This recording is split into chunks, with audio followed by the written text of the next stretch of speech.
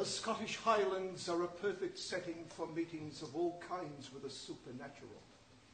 There is hardly a river or a glen north of the Forth that does not possess its own supernatural being. This is a tale about just such a being, and it is called The Green Lady of Newton Castle.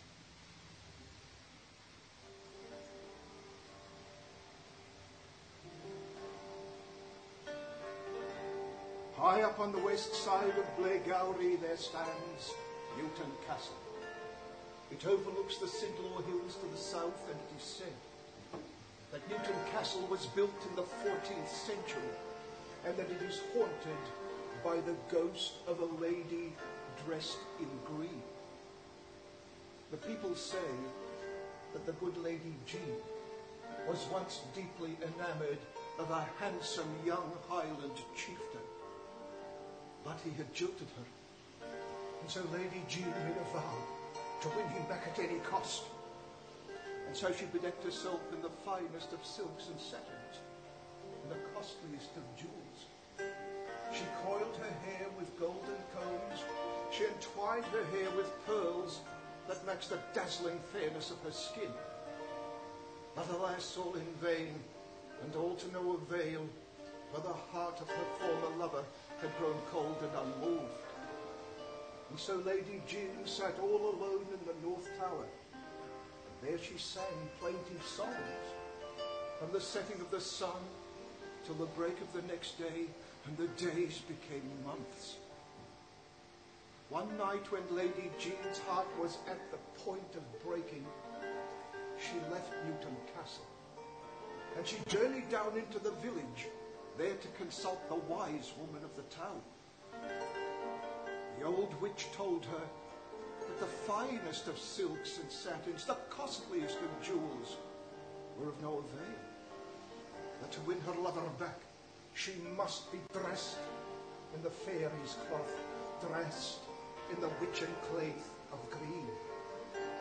And so she instructed Lady Jean to cut a swathe of grass from the old churchyard, and a branch from the young rowan tree high on Gallows Hill, and that when she had tied her offering with a plaited reed, she was to take it to the cobble pool between the licht and the dark, and set on the Corby stair.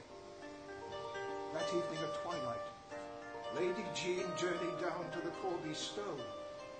She sat herself down and she closed her eyes. At first all she heard was the eerie sighing of the wind through the trees, and then in the distance the whooping of an owl, and then a roar like a river in flood. That was the whinny of the Wather Kelpie in the area. And then Lady Jean heard laughter in her ear, and as the chill winds eddied about her, she felt 100 icy fingers pulling at her robes, and she sat as still as death while the fairy weavers worked. When the dawn broke, a cock crowed in the distance, and Lady Jean opened her eyes. And she was dinked out frae head to heel in the witchen claith of green. It had the blue of the sky, the green of the sea, and the grey of the storm clouds in it. On her feet there were now sandals of twisted marsh grass. Her hair was a dark river over white shoulders, all bound with a fillet of green.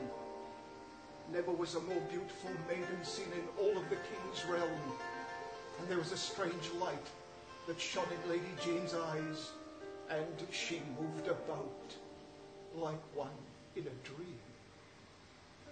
And soon it came to pass that Lord Ronald the chieftain, he awaited his bride in the halls of Newton Castle, and soon Lady Jean stood at his side, still clad in her strange green gown. And then the wedding bells rang. There was music, dancing and laughter that echoed through the wide halls of Newton Castle. But in the very moment that Lord Ronald looked to his bride, he found that her gaze was distraught. He felt her hand grow icy cold in his. And then she swooned and she uttered an unearthly cry, and she said, "Oh, woe is me, my ain true love, that ever this could be.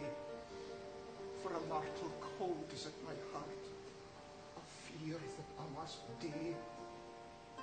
And I hear the sound I heard afore, frae the mirk midnacht to the morning licht. I sat on the compy stair, and so sadly they bore her up to the turret room. There they laid her down on her bridal bed. She was buried high on Knocky Hill. The marble stone was set at her head.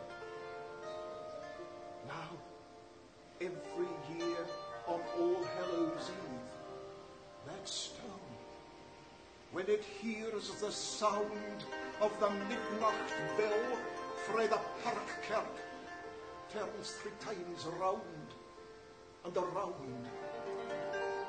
And Lady Jean, she comes out frae the moles and doon to the Newton